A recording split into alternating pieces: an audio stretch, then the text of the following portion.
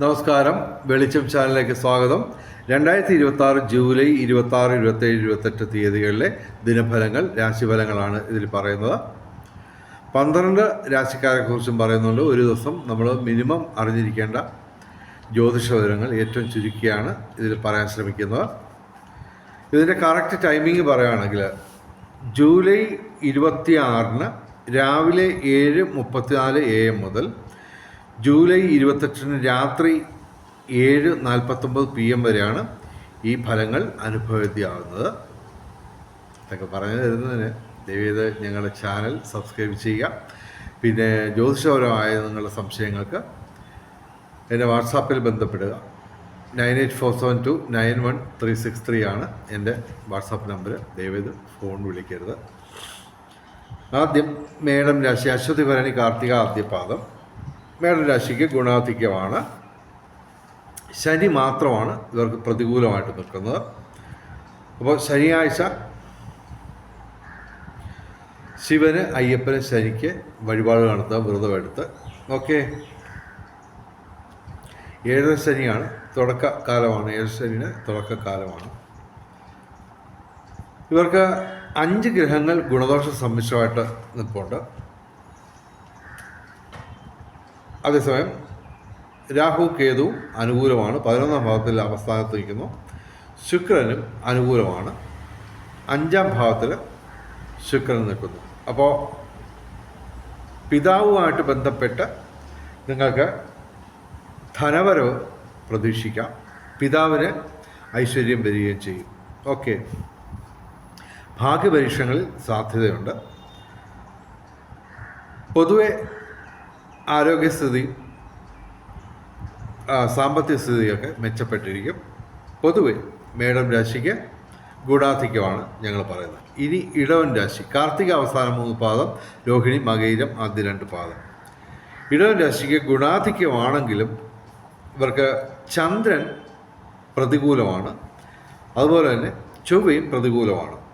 അപ്പോൾ നേട്ടങ്ങളൊക്കെ ഉണ്ടാവും, പക്ഷേ എല്ലാത്തിനും ഒരു പൂർണ്ണത കുറവ്, കാലതാമസം, ഇതൊക്കെ അനുഭവപ്പെടാം. എങ്കിലും ഇവർക്ക് തീർച്ചയായിട്ടും ധനപരമുണ്ടാവും, തൊഴിൽപരമായിട്ടുള്ള നേട്ടമുണ്ടാവും, പിതൃഗുണം, സന്താന നേട്ടം, കലാസാഹിത്യ രംഗത്തും ബൗദ്ധിക രംഗത്തും വിദ്യാഭ്യാസ രംഗത്തും ഉയർച്ചയുണ്ടാവും, ധനപരമുണ്ടാവും, ബന്ധങ്ങൾ ഊഷ്മളമാവും. പക്ഷേ ഇവരുടെ ഏറ്റവും വലിയ നേട്ടമെന്ന് പറയുന്നത് ശനി 11ാം ഭാവത്തിൽ ലാഭസ്ഥാനത്ത് നിൽക്കുകയാണ്. അപ്പോൾ സർവകാര്യ വിജയം എന്ന് പറഞ്ഞു കഴിഞ്ഞാൽ ഏത് രംഗത്ത് കയറി ഇടപെട്ടാലും ഒരു വിജയസാധ്യത നിലനിൽക്കും. സാങ്കേതിക മികവുകൊണ്ട് വിസ്മയങ്ങൾ സൃഷ്ടിക്കാൻ കഴിയും. പക്ഷേ ചന്ദ്രൻ പ്രതികൂലമാണ്. ചൊവ്വാഴ്ച ഇവർ മുരുകന്, അതായത് സുബ്രഹ്മണ്യന് വഴിപാട് നടത്തുക. പറ്റുമെങ്കിൽ എല്ലാ ദിവസവും ശിവക്ഷേത്രത്തിൽ ദർശനം നടത്തുക. പ്രത്യേകിച്ച് തിങ്കളാഴ്ച പറ്റുമെങ്കിൽ വഴിപാട് നടത്തുക. ഇടവൻ രാശിക്ക് ഗുണാധിക്യമാണ് ഞങ്ങൾ പറയുന്നത്. ഇനി മിഥുനം രാശി, മകയിരം അവസാന 2 പാദം, തിരുവാതിര, പുണർദ ആദ്യ 3 പാദം. മിഥുനം രാശിക്ക് ശനിയും ചൊവ്വയും പ്രതികൂലമാണ്. അപ്പോൾ ശാരീരിക മാനസിക അസ്വസ്ഥതകളുണ്ടാവാം. അപകടങ്ങൾ കരുതിയിരിക്കുക. ശനിയാഴ്ച വ്രതമെടുത്ത് ശിവന്, അയ്യപ്പന്, ശനിക്ക് വഴിപാട് നടത്തുക. മുരുകന് ചൊവ്വാഴ്ച വഴിപാട് നടത്തുക. പക്ഷേ ഇവർക്ക് ആരോഗ്യം, ഈ ശനിയും ചൊവ്വയും പ്രതികൂലമാണെങ്കിലും ചന്ദ്രൻ, ശുക്രൻ, വ്യാഴം ഇത് 3 അനുകൂലമാണ്. അതുകൊണ്ട് ഈ ആരോഗ്യത്തിൽ ഉണ്ടാകുന്ന പ്രശ്നങ്ങൾ പരിഹരിക്കപ്പെടുക തന്നെ ചെയ്യും. അതുപോലെ ബന്ധങ്ങൾ ഊഷ്മളമാവും. വിവിധ സ്രോതസ്സിൽ നിന്ന് ധനവരവുണ്ടാവും. ഭൗതിക സുഖങ്ങൾ, അതുപോലെ തന്നെ ഭാഗ്യപരീക്ഷകളിലും സാധ്യതയുണ്ട്. ഓക്കെ, മിഥുനം രാശിക്ക് ഗുണാധിക്യമാണ് ഞങ്ങൾ പറയുന്നത്. ഓക്കെ, ഇനി കർക്കിടകം രാശി, പുണർദം അവസാന പാദം, പൂയ ആയില്യം. കർക്കിടകം രാശിക്ക് ഗുണദോഷ സമ്മിശ്രമാണ്. എങ്കിലും സൂര്യൻ, വ്യാഴം, സർപ്പം ഇവയെല്ലാം പ്രതികൂലമായിട്ട് നിൽക്കുകയാണ്. അപ്പോൾ ഈ സൂര്യനും വ്യാഴവും ഇവിടെ ജന്മത്തിൽ നിൽക്കുകയാണ്. ശുഭഗ്രഹമായ വ്യാഴം ജന്മത്തിരിക്കുന്നത് അനുകൂലമാണെന്ന് പൊതുവെ ധരിക്കപ്പെടുന്നുണ്ട്. എന്നാൽ തന്നെയും അത്ര സുഖകരമല്ല വ്യാഴം കയറി ജന്മത്തിരിക്കുന്നത്. സൂര്യൻ എന്തായാലും ജന്മത്താണ്. അപ്പോൾ അത് പ്രതികൂലമായിട്ടുള്ള സംഭവങ്ങളുണ്ടാക്കും. ശാരീരിക മാനസിക അസ്വസ്ഥതകൾ ഉണ്ടാവാം. തൊഴിൽപരമായിട്ടുള്ള പ്രശ്നങ്ങളുണ്ടാവാം. അപ്പോൾ ഞായറാഴ്ച ശിവന്, വ്യാഴാഴ്ച മഹാവിഷ്ണുവിന് വഴിപാട് നടത്തുക. അതുപോലെ സർപ്പം അഷ്ടമത്തിൽ പ്രതികൂലമായിട്ട് നിൽക്കുകയാണ്. അതും ആരോഗ്യ പ്രശ്നങ്ങളുണ്ടാക്കാം, മാനസിക പ്രശ്നങ്ങളുണ്ടാക്കാം, സമ്മർദ്ദങ്ങളുണ്ടാക്കാം. അപ്പോൾ എല്ലാ ദിവസവും ശിവക്ഷേത്രത്തിലും സർപ്പപ്രതിഷ്ഠയുള്ള ക്ഷേത്രങ്ങളിലും ദർശനം നടത്തുക. പൊതുവെ ശിവക്ഷേത്രത്തിൽ സർപ്പപ്രതിഷ്ഠ കാണും. ഓക്കെ. പിന്നെ ഇവർക്ക് ഏറ്റവും വലിയ നേട്ടം എന്ന് പറയുന്നത് ചൊവ്വ അനുകൂലമായിട്ട് 11ാം ഭാവത്തിൽ ലാഭസ്ഥാനത്ത് നിൽക്കുകയാണ്. അപ്പോൾ പാപഗ്രഹമായ ചൊവ്വ അനുകൂലമാണ്. പക്ഷേ ഒരു ഓഗസ്റ്റ് 2-ാം തീയതി മറ്റോ ചൊവ്വ മാറുന്നുണ്ട്. അതിനെപ്പറ്റി ഞാൻ ഒരു വീഡിയോ ഇട്ടിട്ടുണ്ട്, ദയവായി കാണാൻ ശ്രമിക്കാം. അപ്പോൾ ഈ 11ാം ഭാവത്തിൽ ലാഭസ്ഥാനത്ത് നിൽക്കുന്ന ചൊവ്വ നേട്ടം ഉണ്ടാക്കും. ഓക്കെ. ഈ സൂര്യനും വ്യാഴവും സർപ്പവും ഒക്കെ പ്രതികൂലമാണെങ്കിലും ചൊവ്വ ഇവർക്ക് ബലം നൽകുന്നു. അത് പാപഗ്രഹമായ ചൊവ്വയാണ്. അപ്പോൾ ഇവർക്ക് ഭൂമി ക്രയവിക്രയങ്ങളുടെ നേട്ടം ഉണ്ടാവാം. അതുപോലെ തന്നെ ശുക്രനും അനുകൂലമാണ്. അപ്പോൾ ചൊവ്വയും ശുക്രനും കൂടെ ചേർന്ന് ഇവർക്ക് ധനവരവ്, പ്രത്യേകിച്ച് ഭൂമി ക്രയവിക്രയങ്ങളുടെ എന്ന് പറയുമ്പോൾ ഭൂമി കച്ചവടമാവാം, അല്ലെങ്കിൽ കൃഷി വഴി ആദായം ഒക്കെ പ്രതീക്ഷിക്കാം. പിന്നെ രാഷ്ട്രീയ രംഗത്തും പൊതുരംഗത്തും ഒരു പരിധിവരെ ഇവർക്ക് നേട്ടമുണ്ടാവും. ഇവർക്ക് 3 ഗ്രഹങ്ങൾ ഗുണദോഷ സമ്മിശ്രമായിട്ട് നിൽക്കുന്നു. അപ്പോൾ പ്രതികൂലമായിട്ട് ഈ സൂര്യൻ, വ്യാഴം, സർപ്പം അതൊക്കെ വളരെ പ്രതികൂലമാണ്. അതുകൊണ്ട് ഞങ്ങൾ ഇവർക്ക് ഗുണദോഷ സമ്മിശ്രമെന്ന് ഞങ്ങൾ ഫലം പറയുന്നു. ചന്ദ്രൻ ഇവിടെ അനുകൂലമാണ്.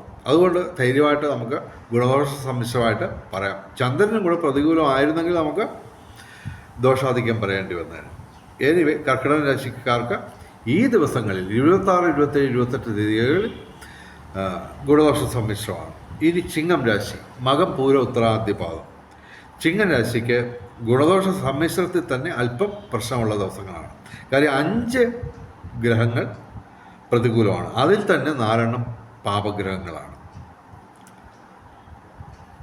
ഇവിടെ സൂര്യനും വ്യാഴവും പ്രതികൂലമായിട്ട് 12ാം ഭാവത്തിൽ വ്യയസ്ഥാനത്ത്, നഷ്ടസ്ഥാനത്ത് നിൽക്കുന്നു. അപ്പോൾ തൊഴിൽപരമായിട്ടുള്ള പ്രശ്നമുണ്ടാവാം, ആരോഗ്യ പ്രശ്നങ്ങളുണ്ടാവാം.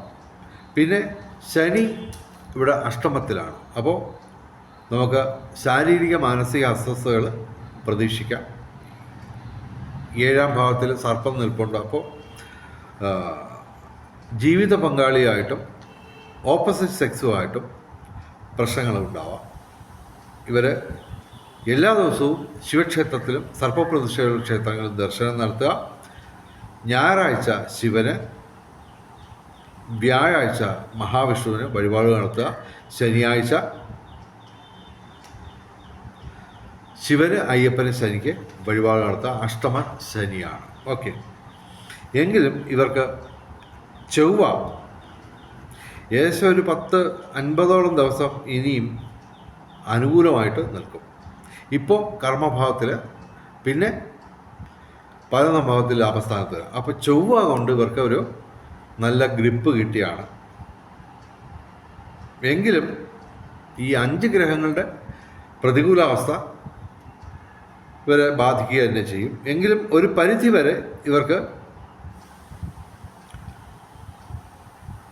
ഭൂമി ക്രയവിക്രയങ്ങളിലൂടെ നേട്ടമുണ്ടാവും. കലാസാഹിത്യ രംഗത്തും ബൗദ്ധിക രംഗത്തും ഒരു പരിധി വരെ നേട്ടമുണ്ടാവും. ഒരു പരിധി വരെ ധനപരവും ഉണ്ടാവുമെങ്കിലും എല്ലാത്തിനും ഒരു തടസ്സവും കാലതാമസവും ഒക്കെ പ്രതീക്ഷിക്കാം. ചിങ്ങം രാശിക്ക് ഗുണദോഷ സമ്മിശ്രത്തിൽ തന്നെ അല്പം പ്രശ്നമുള്ള ദിവസങ്ങളാണ്, അത്ര നല്ല ദിവസങ്ങളല്ല. ഇനി കന്നി രാശി, ഉത്രം അവസാന 3 പാദം, അത്തം ചിത്തിര ആദ്യ 2 പാദം. കന്യാശിക്ക് ഗുണാധിക്യമാണ്, അത്യധികം ഗുണാധിക്യമാണ്. എങ്കിലും ചന്ദ്രൻ ഇവിടെ ഡയറക്റ്റായിട്ട് അനുകൂലമല്ല, അല്ലെങ്കിൽ നമുക്ക് അത്യധികം ഗുണാധിക്യമെന്ന് തീർത്ത് പറയാമായിരുന്നു. ഇവർക്ക് ശനി പക്ഷേ പ്രതികൂലമാണ്, 7ാം ഭാവത്തിൽ ശനി നിൽക്കുന്നു. അപ്പോൾ ജീവിത പങ്കാളിയായിട്ടും ഓപ്പോസിറ്റ് സെക്സുമായിട്ടും പ്രശ്നങ്ങളുണ്ടാവാം, ആരോഗ്യ പ്രശ്നങ്ങളും ഉണ്ടാവാം. ശനിയാഴ്ച വ്രതമെടുത്ത് ശിവന് അയ്യപ്പന് ശനിക്ക് വഴിപാട് നടത്തുക. ഇവർക്ക് 11ാം ഭാവത്തിൽ ലാഭസ്ഥാനത്ത് സൂര്യനും വ്യാഴവും കൂടെ നിൽക്കുന്നു. അപ്പോൾ തൊഴിൽപരമായിട്ടുള്ള നേട്ടം, പിതൃഗുണം, സന്താന നേട്ടം, വിവിധ സ്രോതസ്സിൽ നിന്ന് ധനവരവ്, ശുക്രനും അനുകൂലമാണ്. അപ്പോൾ ബന്ധങ്ങൾ ഊഷ്മളമാവും, ഭൗതിക സുഖങ്ങൾ അനുഭവപ്പെടും. കലാസാഹിത്യ രംഗത്തും ബൗദ്ധിക രംഗത്തും വിദ്യാഭ്യാസ രംഗത്തും ഉയർച്ചയുണ്ടാവും. വിവിധ സ്രോതസ്സിൽ നിന്ന് ധനവരവ്, ഭാഗ്യപരീക്ഷണങ്ങളിൽ സാധ്യതയുണ്ട്. അത് ഏറ്റവും കൂടുതൽ ഇപ്പോൾ ഈ 12 രാശിക്കാരിൽ ഏറ്റവും കൂടുതൽ ഈ ദിവസങ്ങളിൽ നമുക്ക് കന്യരാശിക്ക് നിസ്സംശയം പറയാം. ഓക്കെ, കന്യരാശിക്ക് ഗുണാധിക്യം തന്നെയാണ്. ഓക്കെ, ഇനി തുലാം രാശി, ചിത്തിര അവസാന 2 പാദം, ചോതി വിശാഖം ആദ്യ 3 പാദം. തുലാം രാശിക്ക് ഗുണാധിക്യമാണ് കാണുന്നത്, എങ്കിലും ചൊവ്വ ഇവിടെ അഷ്ടമത്തിൽ നിൽക്കുന്നു. അപ്പോൾ ശാരീരിക മാനസിക അസ്വസ്ഥതകളുണ്ടാവാം, അപകടങ്ങൾ പ്രതീക്ഷിക്കുക.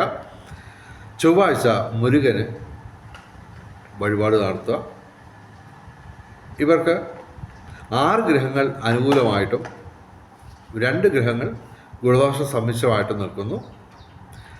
ഭാഗ്യപരീക്ഷണങ്ങളിൽ സാധ്യതയുണ്ട്. തൊഴിൽപരമായിട്ടുള്ള നേട്ടം അത് കർക്കിടകം ചിങ്ങം മാസങ്ങളിൽ മുഴുവനുണ്ട്. ശനി ഇവിടെ 6ാം ഭാവത്തിൽ അതിശക്തമായിട്ടുള്ള അനുഗ്രഹമായിട്ട് നിൽക്കുകയാണ്. അപ്പോൾ എല്ലാ കാര്യത്തിനും ഒരു വിജയസാധ്യത നിലനിൽക്കും.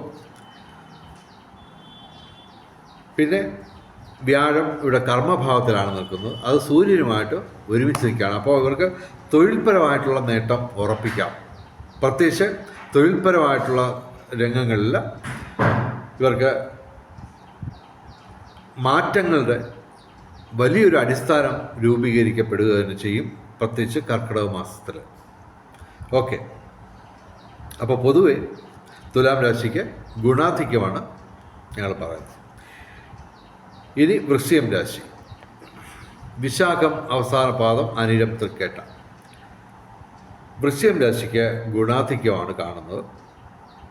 കാരണം 6 ഗ്രഹങ്ങൾ ഗുണദോഷ സമ്മിശ്രമായിട്ട് നിൽക്കുന്നു. ചൊവ്വ മാത്രമാണ് ഡയറക്റ്റായിട്ട് പ്രതികൂലമായിട്ട് നിൽക്കുന്നത്. അപ്പോൾ അത് 7ാം ഭാവത്തിലാണ്. അപ്പോൾ ജീവിത പങ്കാളിയായിട്ട് അല്ലെങ്കിൽ ഓപ്പോസിറ്റ് സെക്സുമായിട്ട് പ്രശ്നങ്ങളുണ്ടാവാം. ചൊവ്വാഴ്ച മുരുകന് വഴിപാട് നടത്തുക. വാഹനങ്ങളൊക്കെ സൂക്ഷിച്ചു ഉപയോഗിക്കുക. പിന്നെ ഇവർക്ക് ഡയറക്റ്റായിട്ട് അനുകൂലമായിട്ട് നിൽക്കുന്നത് ബുധനും വ്യാഴവുമാണ്. വ്യാഴം ഇവിടെ 9ാം ഭാവത്തിൽ ഭാഗ്യസ്ഥാനത്ത് നിൽക്കുന്നു. അപ്പോൾ സർവ്വവിധ സൗഭാഗ്യം ഉണ്ടാവും. ബുധനും അനുകൂലമാണ്, ബൗദ്ധിക മേഖലയിൽ നേട്ടമുണ്ടാകും. പൊതുവെ വൃശ്ചികം രാശിക്ക് ഗുണാധിക്യമാണ് ഞങ്ങൾ പറയുന്നത്. ഇനി ധനുരാശി, മൂലം പൂരാട ഉത്രാടം ആദ്യ പാദം. ധനുരാശിക്ക് ഗുണാധിക്യമാണെങ്കിലും ശനി സൂര്യൻ വ്യാഴം പ്രധാനപ്പെട്ട 3 ഗ്രഹങ്ങൾ പ്രതികൂലമാണ്, ഡയറക്റ്റായിട്ട് പ്രതികൂലമാണ്. അതിൽ തന്നെ സൂര്യനും വ്യാഴവും അഷ്ടമത്തിലാണ്. ഓക്കെ,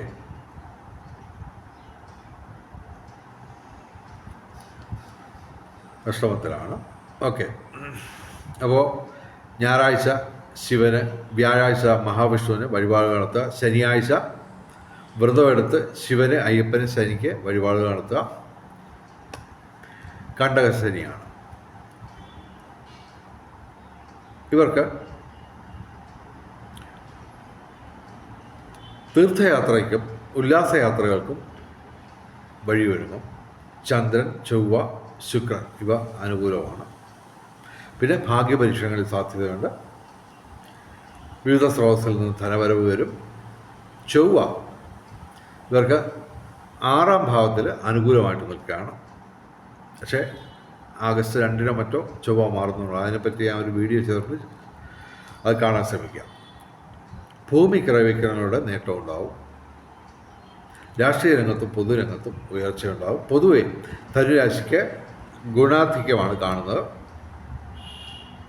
എങ്കിലും ക്ഷേത്ര ദർശനം, മന്ത്രജപങ്ങൾ ഇവ മുടക്കരുത്. ഇനി മകരം രാശി. ഉത്രാടം അവസാന 3 പാദം, തിരുവോണം അവിട്ടം ആദ്യ 2 പാദം. മകരം രാശിക്ക് ഗുണാധിക്യമാണ് കാണുന്നത്. എങ്കിലും ചന്ദ്രൻ പ്രതികൂലമാണ്. അതുകൊണ്ട് എല്ലാറ്റിനും ഒരു പൂർണ്ണതക്കുറവ്, പൊലിമക്കുറവ്, കാലതാമസം ഒക്കെ അനുഭവപ്പെടാമെങ്കിലും ഇവർക്ക് നേട്ടങ്ങളുടെ കാലം തന്നെയാണ്. 3 ഗ്രഹങ്ങൾ ഗുണദോഷ സമ്മിശ്രമായിട്ട് നിൽക്കുന്നു. ശനി, വ്യാഴം, ശുക്രൻ, ബുധൻ ഇവ ഡയറക്റ്റായിട്ട് അനുകൂലമായിട്ട് നിൽക്കുന്നു. പ്രതികൂലമായിട്ട് സൂര്യൻ, ചന്ദ്രൻ. അപ്പോൾ